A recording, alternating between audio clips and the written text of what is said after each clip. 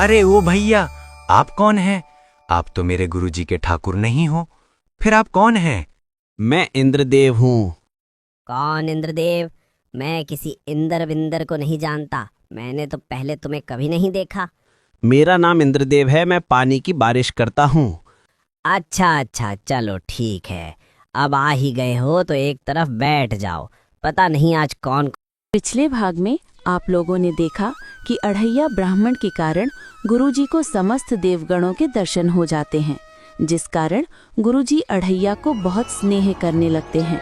एक दिन गुरुजी 10 वर्षों की तपस्या करने के लिए हिमालय पर्वत पर जाने लगते हैं और वो अढ़ैया से कहते हैं, अढ़ैया, मैं तपस्या करने हिमालय जा रहा हूँ। आज से तुम आश्रम का ध्यान रखना। अब तो तुम एकादशी का व्रत करना मत भूलना। याद रखना मेरी बात। और हाँ, ठाकुर जी को भोग लगाना मत भूलना अढ़ैया। जी गुरुजी। गुरुजी वहां से चले जाते हैं। कुछ दिन बाद एकादशी आ जाती है और अढ़ैया मन है मन सोचता है, इस बार चलो एकादशी का व्रत कर ही लेते हैं अढ़ैया। दूसरा मन कहता है, अरे अढ़ैया, तू 2.5 किलो की बाटी खाने वाला पेटू है क्या? एकादशी का व्रत कर पाएगा? अगर व्रत टूटा तो महापाप होगा ना अढ़ैया। ना तूने गुरुजी से पहले ही बोल दिया था कि तू उपवास नहीं कर सकता, फिर तुम क्यों चिंता करता है? अरे ये तो मैं भूल ही गया था। पिछली एकादशी पर कुछ अधिक ही भीड़ भाड़ हो गई थी, जिस कारण मैं भरपेट भोजन नहीं कर पाया था। इस बार मैं कुछ अधिक ही राशन लेकर जंगल में जाकर रसोई पालूंगा। अढ़ैया बाजार निकल जाता है और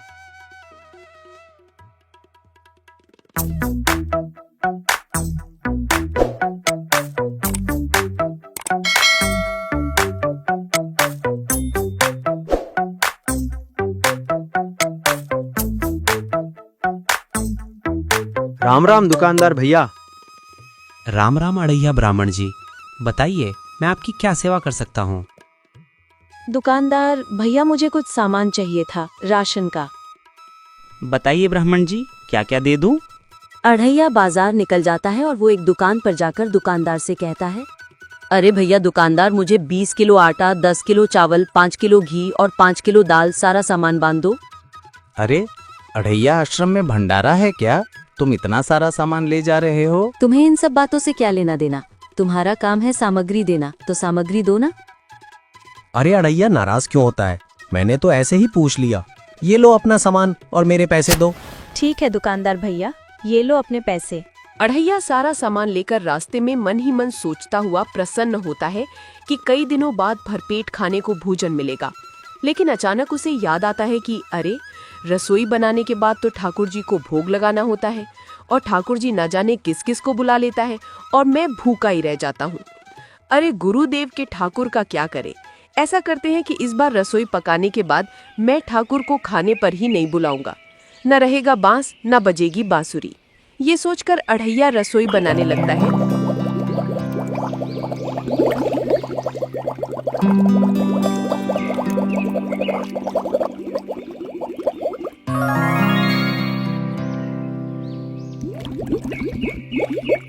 अढ़ैया के द्वारा पकाए जाने वाली रसोई की खुशबू सारे ब्रह्मांड में फैलने लगती है, जिसकी खुशबू की चर्चा स्वर्ग में सभी देवगण करने लगते हैं। रसोई की खुशबू पाते ही नारद जी बोल ही पड़ते हैं, नारायण नारायण, कितनी सुगंध है अढ़ैया की इस रसोई में। लगता है आज फिर से भंडारा खाने को मिलेगा। यहाँ जंगल में भगवान राम सीता जी से कहते हैं,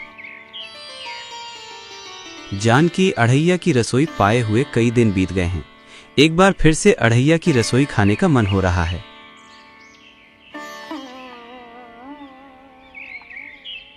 हाँ, स्वामी अढ़ैया इस बार फिर से रसोई बना रहा है। जानकी, अढ़ैया इस बार खाने पर वह मुझे बुलाने वाला नहीं है।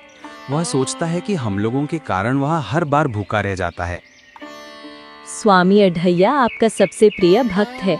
उसकी कोई भी बात जब आपको बुरी नहीं लगती तो आपको खाना खाने से भला वो कैसे रोक सकता है? हाँ, सही कहती हो सीते।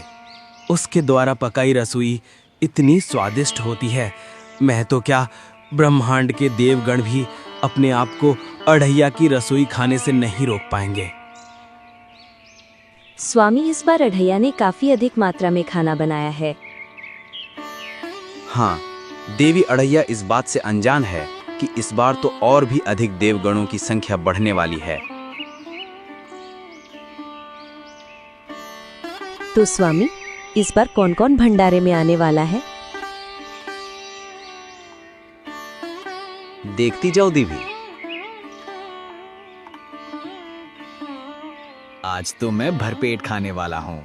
आज अगर ठाकुर 10-20 आदमी लेकर भी आएगा तब भी मेरे पास काफी राशन है। चलो, मेरा खाना तैयार हो गया है, जल्दी से थाली लगा लेता हूँ। अरे यार, क्या करूँ? ठाकुर को बुलाऊं या नहीं? अगर नहीं बुलाया तो गुरुजी नाराज होंगे। चलो बुला ही लेता हूँ। गुरुजी के ठाकुर, आओ और आकर खाना खा लो। अढ़ैया की आवाज सुनकर सबसे पहले भंडारे में इंद्रदेव पहुंच जाते हैं।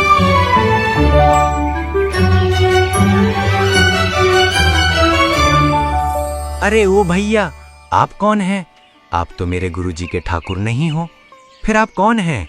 मैं इंद्रदेव हूँ। कौन इंद्रदेव? मैं किसी इंद्र विंदर को नहीं जानता। मैंने तो पहले तुम्हें कभी नहीं देखा। मेरा नाम इंद्रदेव है, मैं पानी की बारिश करता हूँ। अच्छा अच्छा, चलो ठीक है। अब आ ही गए हो तो एक तरफ बैठ जाओ। पता नहीं आज कौन कौन आने वाला है। ए गुरुदेव के ठाकुर, कहाँ है आप? जल्दी से आओ, खाना तैयार है। इस बार अढ़ैया के बुलाने पर नारद जी आ जाते हैं। नारायण नारायण, प्रभु नारायण नारायण, नारायण नारायण नारायण। कितनी सुगंध है इस खाने में। अरे ओ भैया, अब आप कौन हैं? मैंने आपको भी पहले कभी नहीं देखा। अरे अढ़ैया, मुझे नहीं पहचाना? नारायण नारायण में नारद मुनि हूँ। प्रणाम नारद जी, प्रणाम। आयुष्मान अढ़ैया, चिरंजीवी रहो। तो नारद मुनि, यहाँ क्या कर रहे हैं आप? आप वही नारद जी हैं जो चुगली करते हैं, इधर की बात उधर करते हैं। यहाँ किसकी चुगली करने आए हैं आप? नारायण नारायण, मैं किसी की चुगली करने नहीं आया हूँ। मैं तो खाने की सुगंध इतनी जबरदस्त है कि मैं अपने आप को रोक नहीं पाया। गुरुजी के ठाकुर, आप कहाँ हैं? आओ और खाना खा लो। कहाँ हैं आप? इस बार पुकार सुनकर जंगल में अनेक आत्माएं, योगिनी, यक्षिणियां, भूत प्रेत आदि आते हैं और धीरे धीरे आने लगते हैं और सभी कहते हैं, हे अढ़ैया, खाने की सुगंध से हम सभी जाग गए हैं। हमने कई वर्षों से खाना नहीं खाया है अढ़ैया, क्या हम सबको भंडारा मिलेगा? अढ़ैया कहता है, हाँ हाँ, सबको भंडारा मिलेगा। अब आप लोगों की कमी रह गई थी भला। गुरुदेव के ठाकुर, शीघ्र आओ, खाना खा लो। आप कहाँ हैं ठाकुर जी? यहाँ सीता जी रामचंद्र से कहती है, हे स्वामी, अढ़ैया आपको पुकार रहा है, आप क्यों नहीं जाते हो? देवी, अभी और विलंब है मेरे जाने में। आज मैं सबसे अंत में जाऊंगा। मुझे ये देखना है कि मेरे भक्त अढ़ैया में कितना धैर्य है। वह कब तक मुझे पुकारता है। तो स्वामी, अढ़ैया की धैर्य की परीक्षा ली जा रही है। अब समझी मैं स्वामी। गुरुजी के ठाकुर, आप कहाँ हैं? आओ और खाना खा लो। कहाँ हैं आप? अब की बार खाना खाने के लिए माता लक्ष्मी जी, गणेश जी, शंकर जी, पार्वती जी, ब्रह्मा जी एवं यमराज आदि देवगण आते हैं और अढ़ैया से कहते हैं, हे अढ़ैया, हम सब देवगण आ गए हैं। हम लोगों को बड़ी जोर की भूख लगी है, हमको खाना दो। अपनी आंखें खोलो अढ़ैया। अरे आप सब कौन हैं? हमने तो आप लोगों को नहीं बुलाया, तो फिर बेशर्मों की तरह क्यों आते ही जा रहे हो? लगता है आज फिर मुझे खाना नहीं बचेगा। क्या कह रहे हैं अढ़ैया? कुछ नहीं कुछ नहीं। तो हम सबको खाना खिलाओ। अरे अरे, एक तो बिन बुलाए आ गए हो और बेशर्मों की तरह खाना मांग रहे हो। सुनो आप सभी, जब तक मेरे गुरुदेव के ठाकुर जी नहीं आ जाते तब तक किसी को खाने का एक निवाला भी नहीं मिलेगा। इस बार फिर से सीता माता कहती है, हे स्वामी, दोपहर होने को आई है। अढ़ैया 2.5 किलो बाटी खाने वाला ब्राह्मण है। उसकी इतनी धैर्य की परीक्षा ना ले और अति शीघ्र अढ़ैया के पास चले। स्वामी, अब तो हमें भी बहुत जोर की भूख लगाई है। हाँ देवी, भूख तो मुझे भी बहुत लगाई है। चलो तो फिर चलते हैं। हनुमान, लक्ष्मण, कहाँ हो? चलो सभी साथ आ जाओ। अढ़ैया के यहाँ भंडारे पर चलना है।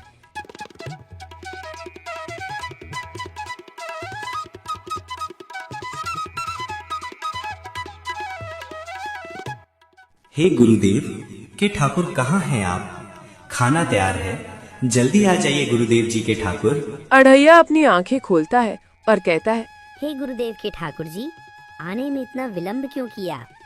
आने में इस बार अधिक दूरी पर था, इसलिए आने में वक्त लग गया।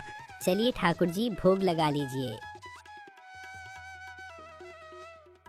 जैसे ही भगवान राम खाना खाने बैठते हैं, यहाँ कई राक्षसों का हमला हो जाता है और राक्षस खाने पर टूट पड़ते हैं। तभी भगवान रामचंद्र अपनी तीर वाणों से सभी को मार भगाते हैं और खाना स्वयं खाते हैं और अन्य सभी उपस्थित देवगणों को भी खिला देते हैं। इस बार देवगणों, भूत प्रेतों, आत्माओं की इतनी अधिक संख्या हो जाती है कि अढ़ैया को खाने का एक भी निवाला नहीं बचता है।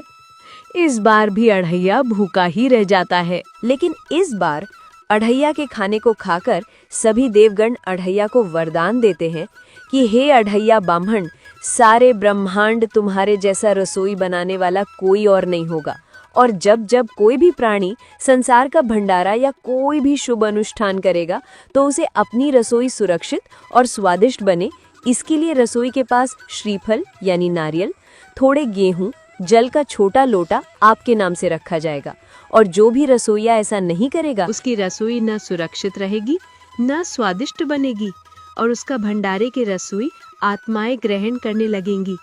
ये हम सब देवगणों का तुम्हें आशीर्वाद है। सभी देवगण अढ़ैया को आशीर्वाद देते हैं, देकर चले जाते हैं। यहाँ शाम हो जाती है। अढ़ैया अपने आप से कहता है, इससे अच्छा होता कि मैं एकादशी का व्रत ही कर लेता।